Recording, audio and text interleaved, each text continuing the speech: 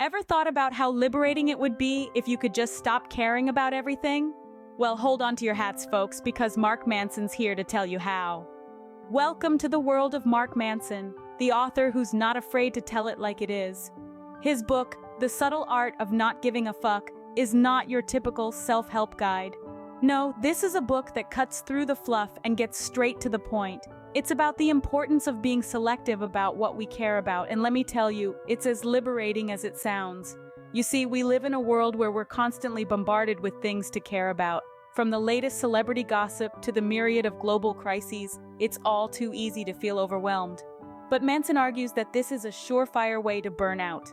Instead, he suggests we should be more selective, more discerning about where we invest our emotional energy. Now, don't get me wrong, Manson isn't advocating for a life of apathy. Rather, he's proposing a shift in perspective. It's about understanding that not all things are worth our time and energy. It's about focusing on what truly matters to us and letting go of the rest. Manson's a bit like that brutally honest friend who isn't afraid to tell you when you're being a bit of a drama queen.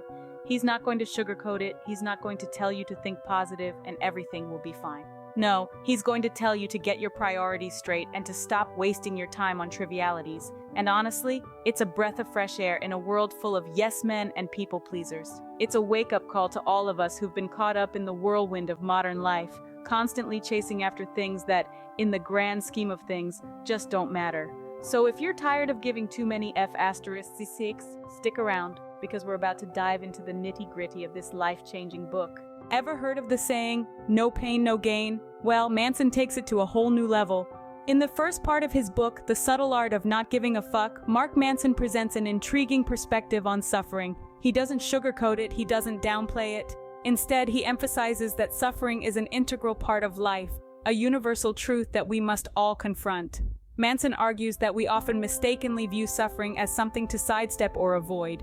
We're wired to seek comfort and pleasure, to dodge the discomfort and pain. But Manson challenges this instinct, inviting us to face suffering head-on, to embrace it, to understand its value. In his view, suffering is not the enemy. It's a teacher, a catalyst, a motivator. Suffering, Manson suggests, can be a pathway to growth, a tool for self-improvement. It forces us to confront our limitations, our fears, our weaknesses. It compels us to push beyond our comfort zones, to strive for better, to evolve. The beauty of suffering, Manson argues, is that it's subjective. What may seem like suffering to one person might not be to another. It's all about perspective. He encourages us to shift our mindset, to see suffering not as a hindrance, but as an opportunity to learn, to grow, to become more resilient.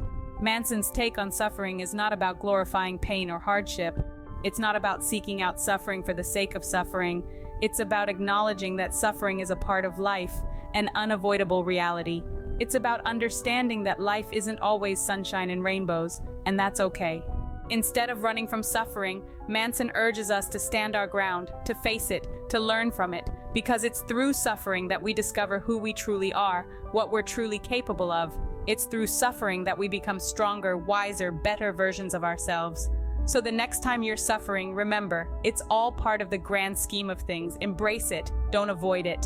Ever been in a situation where you wanted to say no but just couldn't?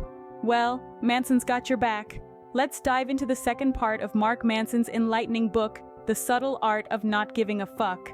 Here, he brilliantly emphasizes the importance of saying no. You might be wondering, why would I want to say no? Isn't it better to be agreeable and accommodating? Well, not always. Manson argues that we should be more selective about what we say yes to. Picture this. Your life is a fancy dinner party. There's only so much room at the table, limited food to serve, and only so many hours before the guests need to leave.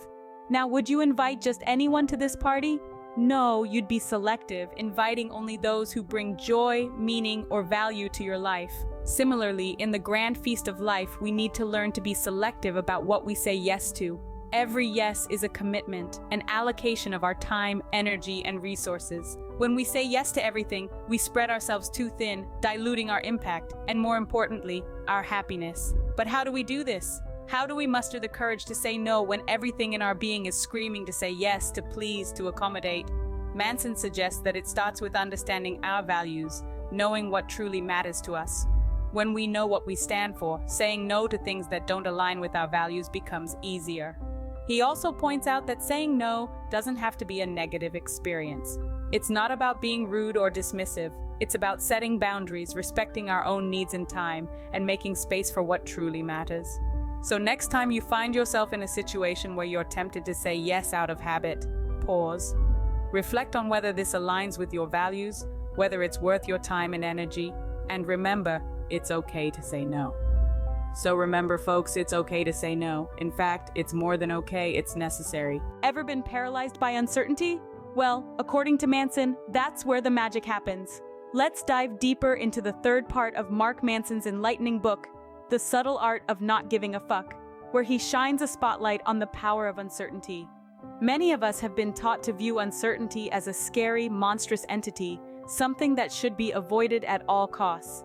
But Manson argues against this common misconception and instead presents uncertainty as a catalyst for growth and self-improvement. Think about it. When everything in your life is certain and predictable, there's no room for growth. It's like being stuck in a never-ending loop of the same old, same old. But when you stumble upon a path shrouded in uncertainty, that's when you are truly challenged. That's when you have the chance to learn, to adapt, and to evolve. Manson encourages us to embrace uncertainty, to view it not as a fear-inducing unknown, but as an invitation to explore new territories and possibilities. Because the truth is, the more we expose ourselves to uncertainty, the better we become at handling it. The better we become at dealing with life's unpredictability. Uncertainty forces us to question, to probe, and to rethink. It nudges us out of our comfort zones, pushing us to confront the unfamiliar and the unknown. It's through these confrontations, these moments of discomfort and uncertainty, that we truly grow. So how do we embrace uncertainty? Manson suggests that we start by accepting that we don't have all the answers, and that's okay. We need to be comfortable with being wrong, with failing, and with not knowing. Because it's in these moments of not knowing, these moments of uncertainty, that we open ourselves up to learning and growing. So the next time you find yourself swimming in a sea of uncertainty, don't let the fear paralyze you. Instead, remind yourself that uncertainty is not a monster to be feared, but a teacher to be embraced. So the next time you're uncertain, don't panic. Embrace it, because that's where the real growth happens. So, how can you apply the subtle art of not giving a fuck in your everyday life? Let's find out. Picture this. You wake up to an annoying alarm, the morning news is full of doom and gloom, the coffee tastes a bit off, and your inbox is overflowing with emails. This is where the subtle art comes into play. Instead of being bogged down by these trivialities, you choose not to give a fuck. You choose to focus on what really matters to you and let the small stuff slide. Now, how do we do this practically? Let's start with the morning news. It's filled with stories designed to provoke anxiety and fear. But remember, you have a choice. You can choose not to invest your emotions in every headline or trending topic. Instead, focus on the news that directly impacts you and your community. That's where your concern should lie. Next, that overflowing inbox. It's easy to feel overwhelmed and stressed, but here's a tip. Prioritize. Not every email requires your immediate attention or even a response. Figure out which ones are important, deal with them, and let the rest go. Let's move to personal relationships. We all have that friend or family member who drains our energy. It's time to set boundaries. You don't have to attend every social event or answer every call. Choose the relationships that add value to your life and give your time and energy to those. The same goes for work. Not every task is worth your stress. Learn to delegate, let go of perfectionism, and focus on what truly matters. As for that slightly off-tasting coffee, well, even the subtle art has its limits. Maybe it's time to clean the coffee machine. And that, folks, is the subtle art of not giving a fuck. Remember, life's too short to care about everything. So choose what matters to you and forget the rest. Happy not giving a fuck.